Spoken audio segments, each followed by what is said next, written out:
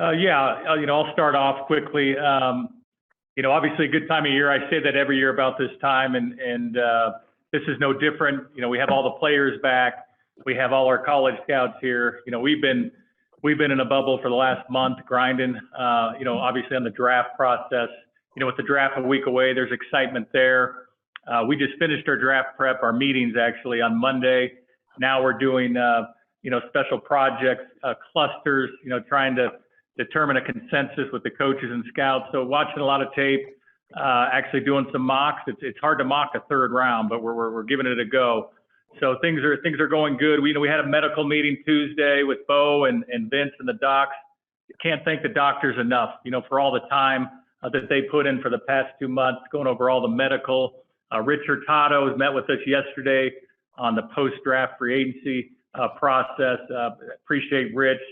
And then just the analytics department. We'll meet with them the rest of the week. But, I feel my first 2 drafts here, I thought the process was really good. And I think, with the addition of Sean, we've even enhanced it. We've taken the next step. Sean, he sits in all our meetings. He sounds like a scout. He's been around a lot of really good people throughout his career. He reminds me of Coach Saban, just sitting in meetings. The 2 years I was with Coach Saban, they have a similar, vision of how they want to build the football team. They have a clear vision on how they want to build the team. I'm aligned with Sean in that. You could see throughout free agency some of the players we signed, some of their makeup, and you'll see that moving forward. But feel really good about the process. I thought the collaboration, with the coaches and scouts have been outstanding, really from the combine. And really, that's what we need. As long as the scouts can become experts on everything they're looking for, we'll make good decisions moving forward. I would just want to thank our scouts. This process for them started back in May. They work all summer on this. Even, for the area scouts, it starts even before May. All summer they're working. They're on the road most of the fall. They're on the road in the spring. They've been here for 3 weeks. These guys have been grinding. I want to thank Muji. I was on the road during the coaching search, and Muj, he kind of took charge. Kelly Klein, Reed Burkhart, our college director, Brian Stark. I just want to mention our national scouts, Brian Chesson, Nick Shirelli, Saywan Joe. Really, they all picked up the slack when I was, kind of out of action for that month. Also, just want to give a shout out to the analytics department, led by Mark Thews, Tony Lazaro, Scott Flaska. They sit in all our meetings. Sean asks a lot of questions. I ask a lot of questions. They give us a lot of information so we can understand it. They articulate it really well. We're always looking for an edge. You need that edge when you're picking your first picks in the 3rd round. So we feel really good about that. Appreciate those guys. There's a lot of people to thank. I'll do that at a later time. We have 5 picks. We all know we have 5 picks. Feel good about the value for where we're picking in the draft. We may have more picks. We may have less. I'm not sure. Kind of depends on how the draft falls. But feel good about the prep. Feel good with where we are. We have a long way to go. And with that, I'll turn it over to Sean or questions. Questions? Go ahead, Mike. Yeah, Mike Liss with 9 News here in Denver. Research has shown that, Sean, you tend to like to move up in the draft and go get a player. And George, more often than not, especially in this case when you don't have many picks, you like to move back. Could you each talk about that philosophy and how you guys are going to work that out come when it's time to do your picks? Yeah, I think number one, it's a good question. I from a standpoint of us working it out, that'll be smooth and easy. We talk when we're watching these players, all the time. Philosophically, you're looking at, all right, who would be a target that if they fell, you might move one direction, and then what would be the 3 or 4 scenarios where, if presented with that scenario, would you gain equity and move back? And I think, look, 95% of the discussion in the sports world relative to the draft is on the first round, understandably so. And yet, man, there's so many other things that take place later that are important. So George alluded to it already. You know, if you're in the middle of the first round selecting, you've got to love 15 players. If you're picking 15, you've got to, and if you don't, then you move in one direction. Or if you're targeting someone, you move up. But when you're picking where we are, in the unique thing, which I think we both really like, is that we have back-to-back picks there. You've got to be able to be a little bit, I don't want to say reactionary, but the scenarios that fall to you with every round and then every pick, the spray is a little wider, if that makes sense. And so this process for me and being here for the first time and working with George has been outstanding. I would say this, I don't know that we can thank anyone else, George, but the analytics department is something that is on a different level here. And so, you know, I'm like that driver of a new car that still hadn't figured out how to operate, you know, how to get the seat warmers on. I mean, it's pretty impressive. And it's new for me in a good way. And I'm just talking about the efficiency of the process. We were a little bit, it was just, we weren't as far ahead when we were looking at some of these players as to being able to pick up and access the information as quickly. So without dodging the question, and I'm not, the two of us working together relative to the draft, the reason these meetings go for 3 weeks, 4 weeks into the late nights, it's no different than game planning in football. You know, on Sunday, you're making a call on 4th and 4, but that was decided on Wednesday night. I think the same thing takes place relative to the draft. And so with each of these 3 days, oftentimes there are certain decisions and reactions that have been kind of covered well before it ever took place. So I think that's the best way I would say to handle it. And I'll go back and say this again. Obviously, this is my first time working with George, and it's been fantastic. Our relationship, the last couple of months of just going through this, and not only this, but our players being back here for the off-season program. You know, I look forward to coming to work. I was really fortunate in New Orleans to have the same individual in that position, in Mickey Loomis. And I feel like I've said this before, and in some ways there's some similarities, and yet there's some differences, but it's been good. We'll go Arnie and then Eric. Go ahead, Arnie. What? I think Mike also had asked a question of George. Yeah, George, on your philosophy? I thought you forgot about that one. No, I mean, you just want to have flexibility. You want to have an open mind. You know, with Sean, we talked last night about potential target players that we would go get. So you just never want to be closed-minded. We've traded up where I've been. We've traded back a lot. It kind of depends what's behind you as well. You know, last year we felt we could trade back 5 or 6 picks and still get Dulcich based on the teams behind us. So you do a lot of these exercises. I mean, and we'll continue to do them. You know, we've done them the last 2 weeks. And so, you know, there's not a lot of surprises because we'll talk through every scenario. We're both open-minded to move up, move back, and it just kind of depends where it is. All right, Arnie, go ahead. Yeah, it's Arnie Stapleton from Associated Press. I have a question, Sean. As you shift from working with Mickey to working with George, can you just kind of briefly talk about your guiding draft philosophy or your roster building philosophy? I know you've drawn a lot of stuff from Bill Parcells, and he used to build from the inside out and really focus on O-line, front seven. Is that sort of where you come from? Yeah, I mean, I'll try to be brief. Bill felt the offensive line was one of the most important positions on your roster because of your team, because it permeated the building. And so he didn't say it had to be done in the draft or in free agency, but he just felt like that position group was important. And I think regardless of his philosophy and my exposure to Bill, I think when George and I started, I think one of the areas, and George even had mentioned this in an earlier press conference prior to free agency, that was a focus for us in upgrading and getting our team better. But yeah, what I learned from Bill, I couldn't talk about in just one question or one press conference. There were certain things he'd look for. I thought he was someone who was obviously a Hall of Fame head coach, but a real good personnel guy. He enjoyed that process. You know, there were certain prototypes he looked for at positions, and I think the one thing he was really good at, he enjoyed those evening, afternoons, sitting in a room, discussing players.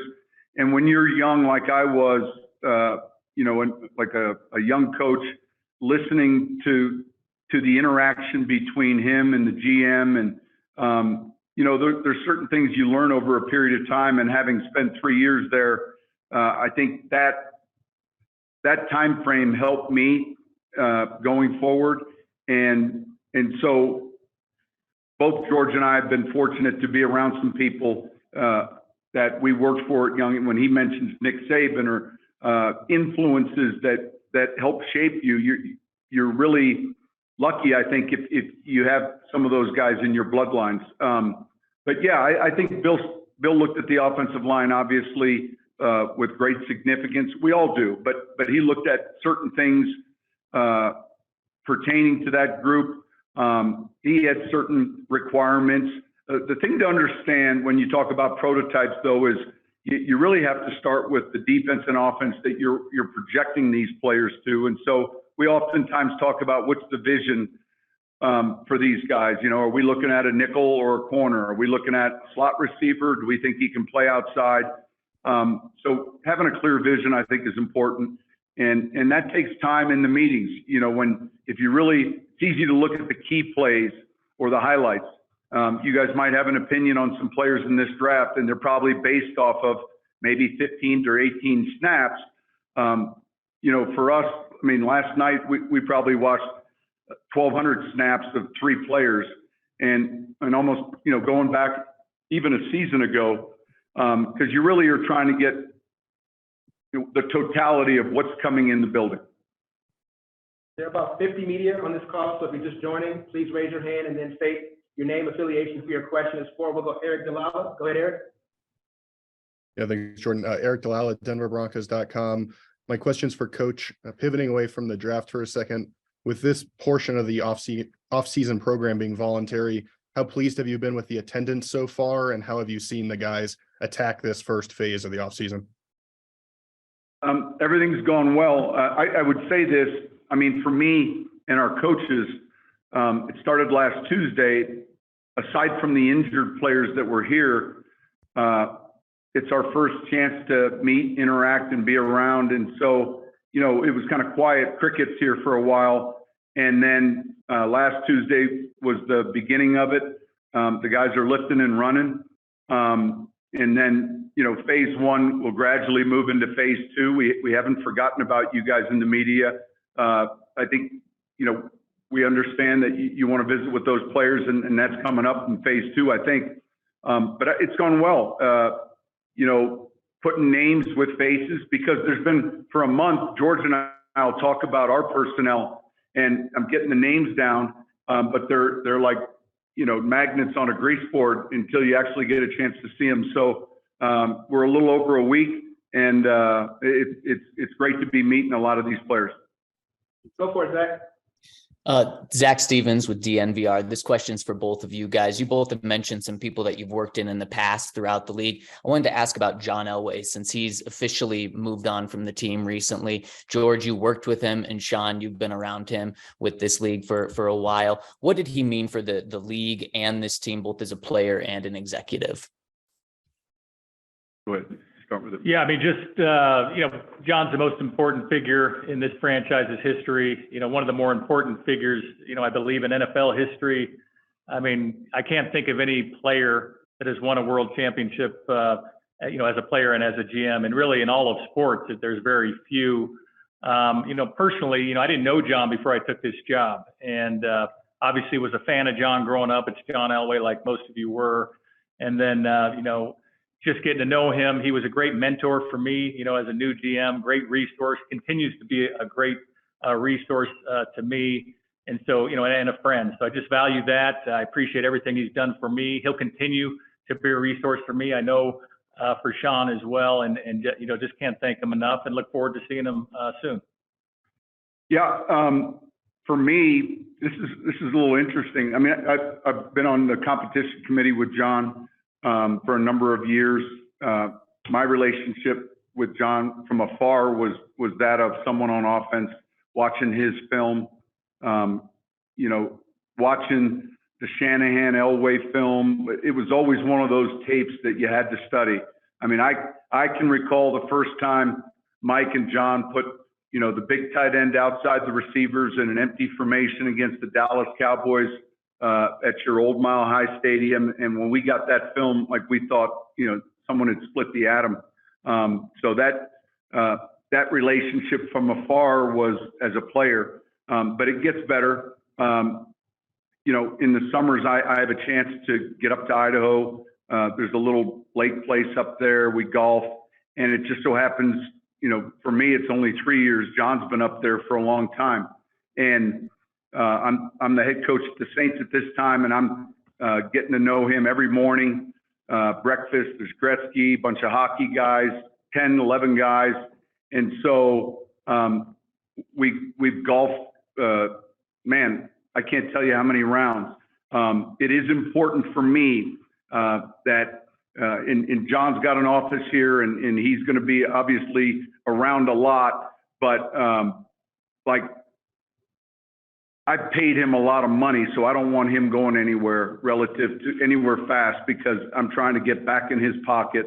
And I kind of feel like, I've helped him with that retirement decision with the income he's gotten from me in the summer. So, but it's a small world to now all of a sudden be coming in, and I'm like, I'm now the head coach of the Broncos, and John and I would talk about the Broncos and the Saints all the time in the summer, or or at competition committee meetings. So it just tells you, kind of how small our world is. But he's a better golfer than me. Obviously, I need more strokes. We'll go Parker Gabriel, followed by Brandon Kristoff. Go ahead, Parker. Gentlemen, Parker Gabriel from the Denver Post, one for each of you. Sean, starting with you, when you went through so many drafts with Mickey, what was the process like in terms of sort of imparting your view on whether it's physical attributes or the things that you look for character-wise over the past couple of months? Well, back to Mickey. So yeah, we were together the whole time. Mickey's still there as the general manager. I think we went through went through 3 director of scouting. Guys move on and get head jobs. Ryan Pace became, the general manager of the Bears. There was the shift then, and we hired Jeff Ireland.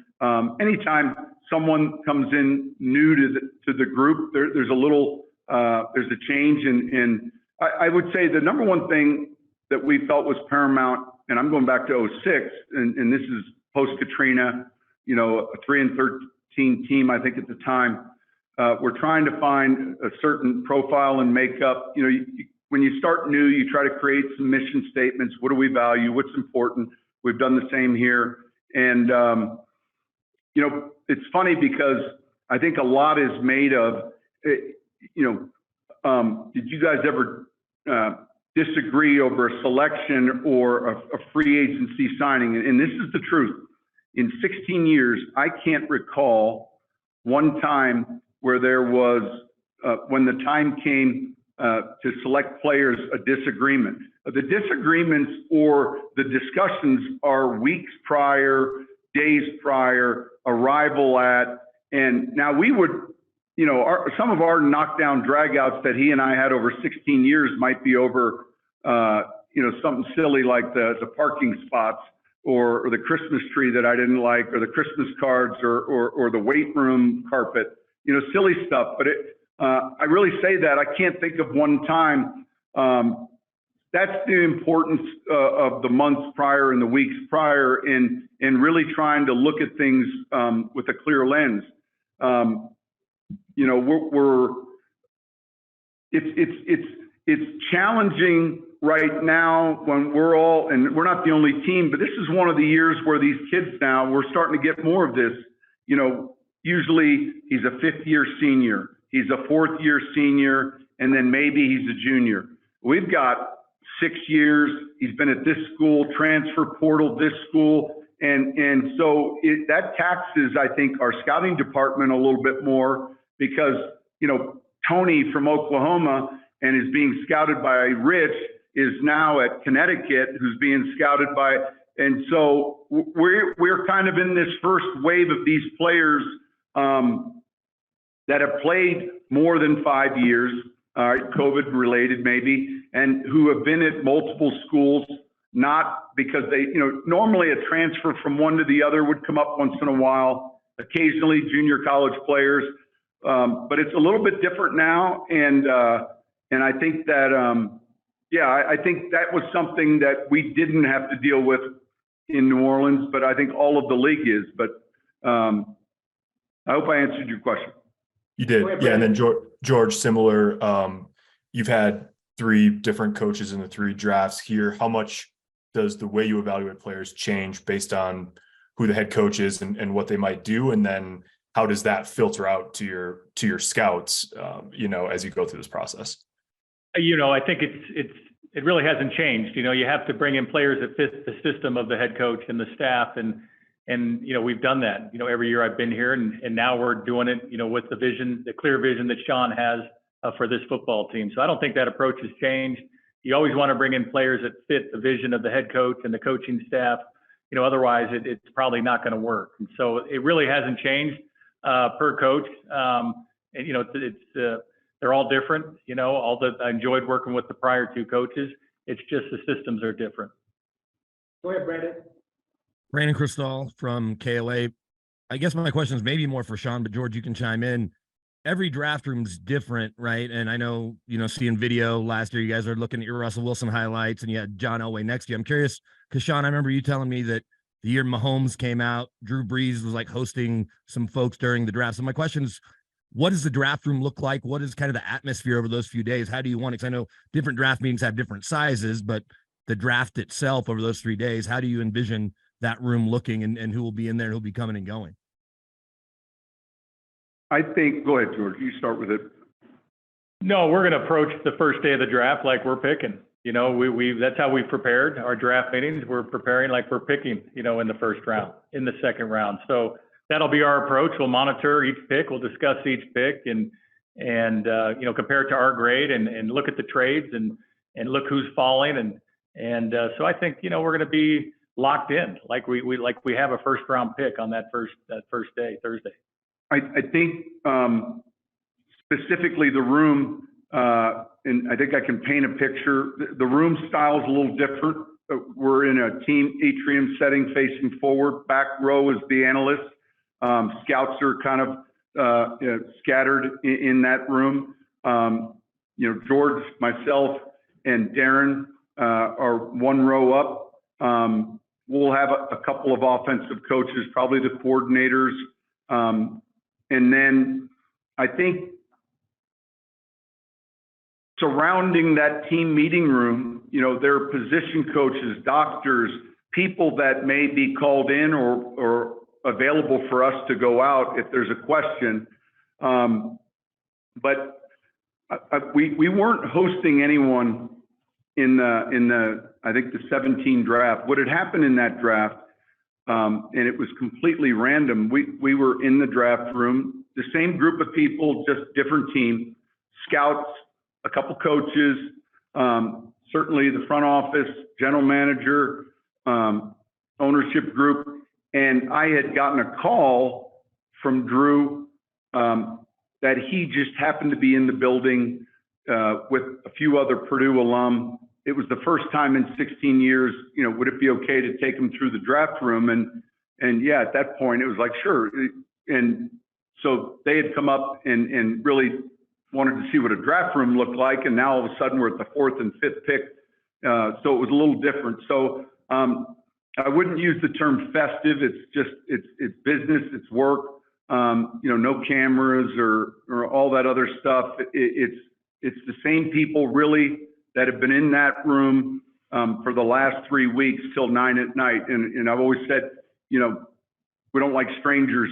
I'm that way on game day. People that you see through the whole process, you're comfortable seeing when the process begins. It's the new faces that haven't been a part of the process that you turn around and so I think it'll be the same group of people predominantly, and then ownership certainly if they're in this area. But I think it'll be pretty much the same type of setting, and we might just put on a nicer shirt or something. We'll go Nick Kosmider and Jeff Legwalt. Go ahead, Nick. Yeah, Nick Kosmider with The Athletic. George, this one is for you. If you look at the final 6 games of last year, Jerry Jeudy's numbers compared favorably to most receivers in the league. I'm curious how much that stretch factors into the 5th-year option decision, and is there anything that could happen potentially in the draft that has an impact on that decision in any kind of way? Yeah, I think I spoke at the owners' meetings. We're really high on Jerry. We don't anticipate doing anything with Jerry. Jerry finished strong last 5 games, over 500 yards. He was one of the top receivers in the league, like you said. We like Jerry. He's going to be here. Go ahead, Jeff. Yeah, for both of you, Sean in particular, I think you had 6 drafts in New Orleans when you had 5 or fewer picks. And just for both of you, the challenge of sort of predicting what might happen when you only have 5 picks. Yeah, look, when you have less picks, you're still, if this makes sense, the whole preparation leading up to this draft was grading from the very top of the board through the first round, through the second, as if you had every pick, even more picks. And so you're assigning values to these players that not only will serve you well in the draft, but they'll be recall and free agency 4 and 5 years from now. Each draft is a little different, and I say that meaning where the clumps of players are. I've been involved in drafts where we felt like 20 first-round talents, and then other drafts where we felt maybe there'd be 28. So the challenge always is to not remember the prior drafts, but what's your barometer for the value of each player that you're trying to grade, and then the strategy relative to how you can draft the most amount of players that meet your threshold that you really like. And so there's so many different variables that can come into play with that question. It's a good question. I couldn't even tell you which are those drafts that we had 5. They run together a little bit for me. I can recall certain drafts more than others, but I think that they're all specific to where you're selecting, and then specific to where those clump of grades are falling. That's what I think. Please continue to state your name and affiliation. We'll go Chris Thomason, followed by Darren McKee. Go ahead, Chris. Yeah, Chris Thomason, Denver Gazette. Question for both of you. The overwhelming number of free agents you signed was on offense. How does that potentially now change your philosophy in the draft? Will there be more focus potentially on defense than there was in free agency? Chris, I think we're going to take the best player. I think we were really aggressive in free agency. We wanted to fill as many holes with quality players that fit the prototype, that fit our culture as we could. They just happened to be on offense. We feel like we filled a lot of those holes, and now we can draft the best player. We thought we were good on defense last year. We still have some talent on defense. We have a foundation. We're not going to stretch to draft a defensive player. And both of our mindsets is draft the best player, no matter where we are in the draft. Go for it, Darren. Darren McKee, DenverSports.com, 104.3 The Fan.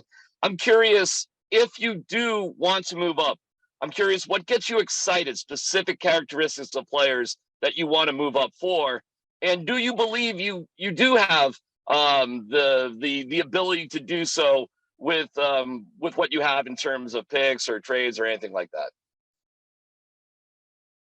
I think you always, not always, but it's easy to obtain draft capital.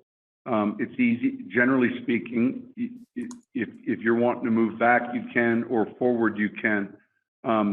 If you choose to move forward, it's because you really, there's a term really like, and if you choose to move back, there's a feeling maybe that the player we'd select here at the current slot, we feel like we can select a few picks later. Yeah, I mean, so the capital, I think that's an easy, you can always, you know, if the value's right relative to a trade, you can acquire picks, and all these teams have charts.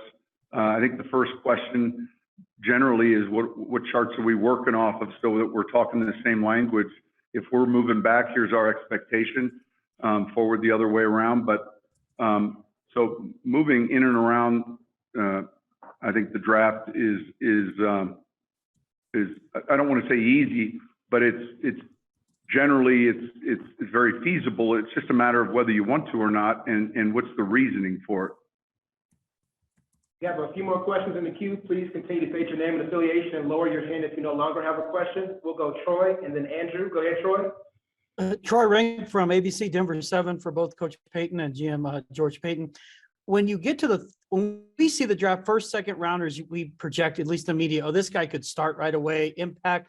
When you draft from the third round, do you change those expectations at all? Or I know you're looking for best player available, but do you still, I know you've both found guys in the third, do you still look at a guy that could come in and make an impact right away? My second one is, have you seen Randy Gregory, Sean, and do you think you guys need more depth in the draft, George and Sean, at edge rusher? Go ahead. Can you repeat the first part of that again?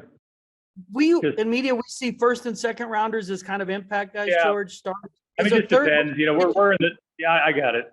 You know, the third round, you know, we have a vision, a clear vision for where these players are first year, second year, third year, you know, throughout their career. And so we discuss that with, you know, every time we read an evaluation on a player, we discuss that. Now, you know, very hard to get an impact player in the third round, but we'll have an idea how he fits with our team. First year, second year, third year, you know, potential starter, marginal starter, solid starter, maybe a special teams player year one, you know, eventual starter year two. So we have classifications for each player we evaluate, and, you know, no matter what the round is. I think the hard thing, and I'm saying this,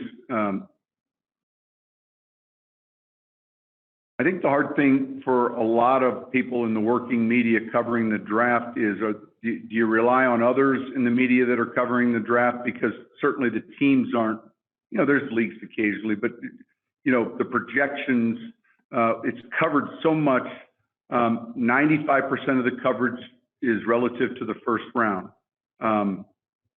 That's without a fact. You know, there's some people that'll mock past the first round. Do you listen to this expert? And then, you know, we always use this term, we evaluate the evaluators, like, you know, how are the evaluators doing relative to their jobs that are making these projections? I believe, and I know George feels the same way, it was a little bit easier 15 years ago, 10 years ago. The white noise wasn't as loud. And so I'm always, you know, kind of charging our coaches and everyone involved, like, hey, tune out the noise outside. It's easy for us to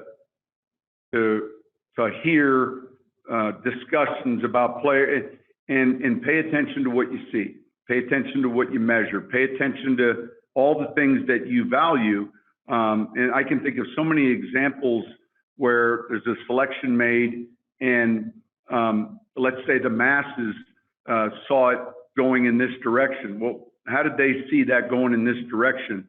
That was probably based on other mocks, and our gut was the right one. And so I think, you know, tuning out some of the other stuff and really getting in there and watching the tape, and then discussing the clear vision. You hit on it, and George just said it. You know, when we select a player, what's the vision in year one? With some players, it may be earlier into the lineup, but we certainly don't want to not take a player who we've got a high grade on, because maybe year one's vision is that of a backup and he plays special teams, but we feel like he can develop into a really good pro football player.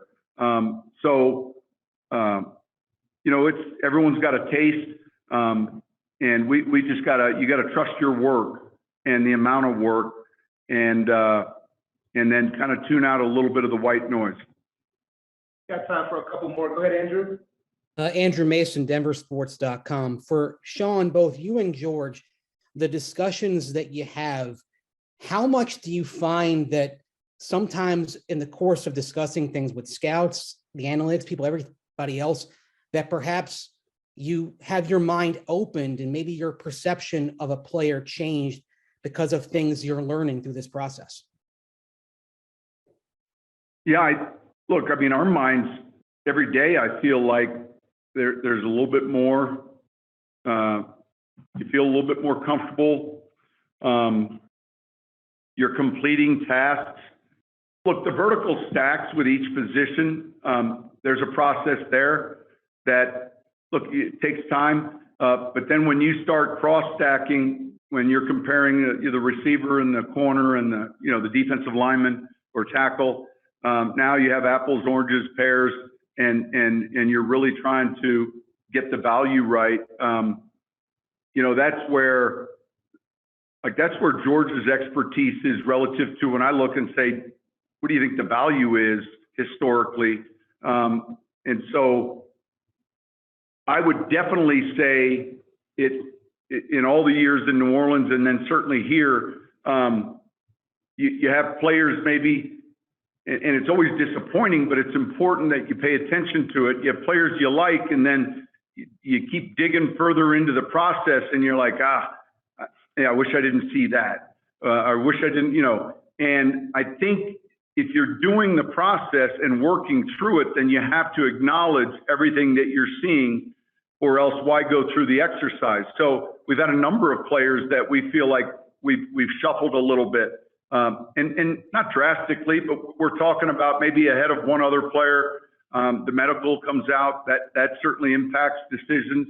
I'm sure. No, I mean, it happened last night. It happened this morning. The more information you get, the more tape you watch. I know yesterday we had a player high on our board, and we just kept watching more. We got the medical, discussing more, and by the end of the day, we flopped him and another player. And so that happens daily. As you work through the entire process, and you get to, we kind of divide and conquer through these clusters. We get a coach and a couple of coaches and scouts, and they spread throughout in their offices, and Sean, myself, and Mood will stay in the team room, in the draft room, and we all kind of have different clusters we're looking at, and then we'll bring them in and we'll discuss and discuss more. But I think we have time to dig in, and that's what we're doing. During the fall scouting season, you kind of get through. You're doing a team. You're doing Ohio State. You'll watch 3 games on a guy. Now this is the time we really dig in. We have the coaches. We know the vision, and so sure, players will change. Throughout this week. Please lower your hand if you no longer have a question. Go ahead, Ryan. This is Ryan McFadden from the Denver Post. You guys, this question for either Sean and George. You guys really spent the offseason, upgrading the offensive line, trying to fortify the trenches. Do you see that being an emphasis going into this year's draft as well, to continue to add depth in the trenches, whether it's on the offensive side or defensive side of the ball? Well, I think we just finished saying that we're going to grade these guys and make sure we're getting the best available player. And so if the best player on the board is a defensive end or offensive guard, and we have a clear vision, that'll happen. if the draft ends and we've got a receiver, a tight end, in other words, some of that is subjective to how this thing unfolds. Yeah, we would value the linemen. Historically, guys, people value the cover corners, the pass rushers, the pass protectors, and the passers. Just historically, those are harder to find in free agency. They tend to make more money, so they tend to get drafted a little bit earlier, and they're valued more by most teams in the league. But it's hard to say. Yeah, I mean, we would look at a list, and we're not going to share the list with you, but we would look at, these were some things we'd like to get out of this draft, if it's possible. But there's an if there, and we recognize that. Go ahead, Henry. This is Henry Chisholm from DNVR. And for George, I'm curious if you have a timeline for Javonte yet, and if not, how does kind of having some uncertainty there change how you approach the running back position next week? Yeah, I mean, Javonte is doing really well in his rehab. We don't have a date, but we feel good. We feel good he'll be back this season. Not entirely sure when, but he's progressing very well. Like all the positions, like we just talked about with the O-lineman, if there's a runner there, no matter what point in the draft, and he's the best player on our board, we'll take a running back. That's for sure. We feel like with the, like I said earlier, with free agency, we address enough needs where we can take the best player throughout the draft. We do not need to reach. Go for it. Oh, sorry. No, I think that that was one of the pluses with Samaje being available in free agency. We felt like, man, there's flexibility there. And even in New Orleans, we were discussing this scenario that we had Mark Ingram, we had just signed Adrian Peterson.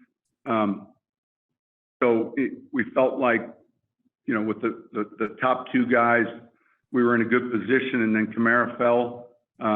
We traded back into it and drafted Alvin, and then that's just, those are value decisions. They aren't. That's the significance of the free agency process, and George alluded to it a little bit. You're hoping that you free yourself up a little bit to give yourself more flexibility in the draft.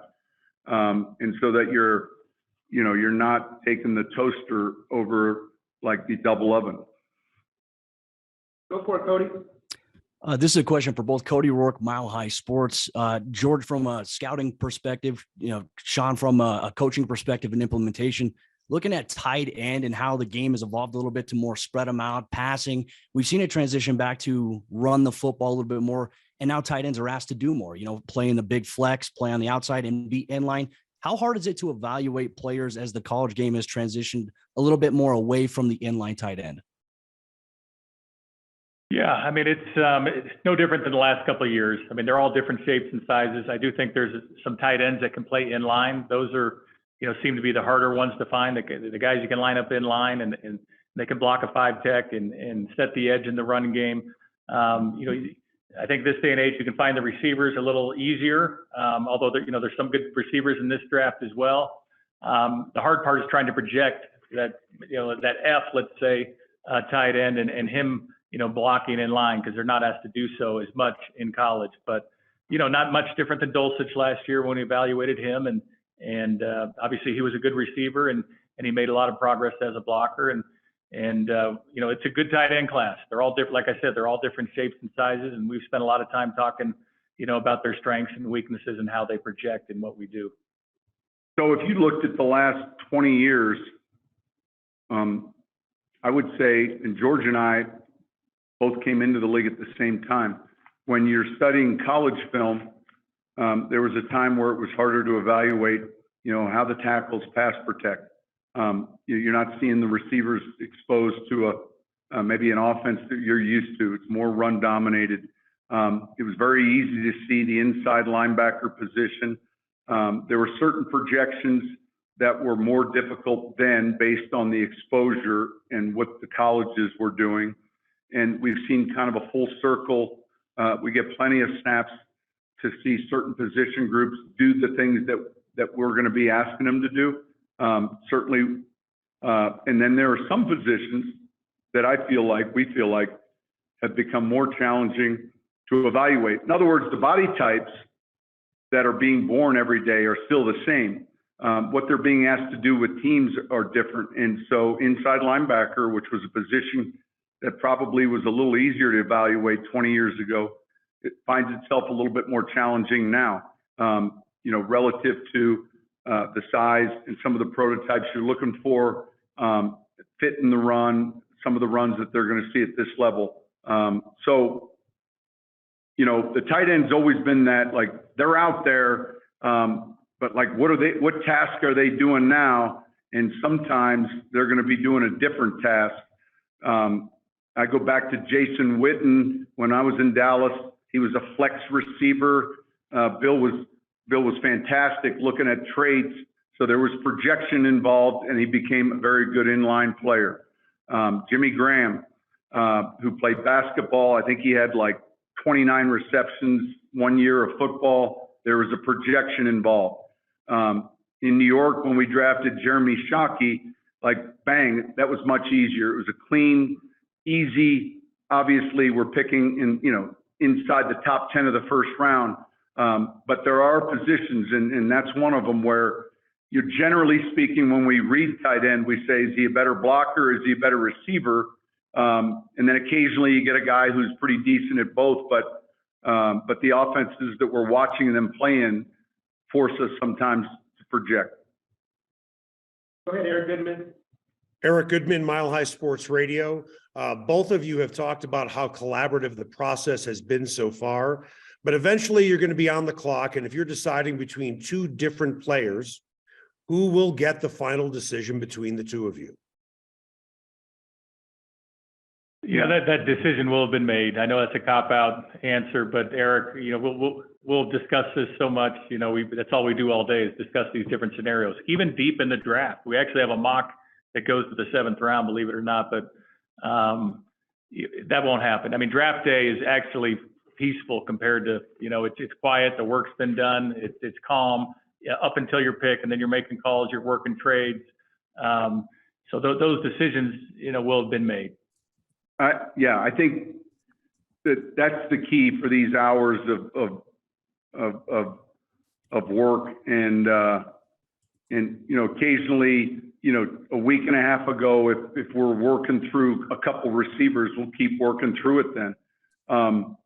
That's a perfect segue though to one last question. So whoever you call on, all right, will be our last question, because we're getting ready to set a record for a pre-draft press conference.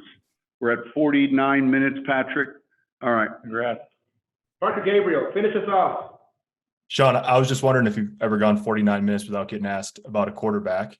And now that you're into phase one, just sort of what the meeting process is like. Obviously, it's a lot of lifting and running, but in the meeting room, how much you're doing with the guys and where that sort of starts with your quarterback room. There's no meetings. When I say that, honestly, there's no football meetings right now. Phase two begins, in 3 more weeks. We'll begin to introduce the offense, defense, and the kicking game, and we'll do the phase 2 activities that we can do. I felt like I learned this from Bill. This month is lifting and running. So if there's a question, it's how's the weights going? We see these guys running in the morning when we're coming in here for draft meetings. We're not in a meeting room setting. I don't want the players to feel like they're pulling into the parking lot, coming to football practice in April. That's just not happening. So it's great to see these guys around. Hopefully we can keep the golf carts upright, but no meetings, just weight room and running. Thank you guys. Coach Payton, Thank you. Thank you so much.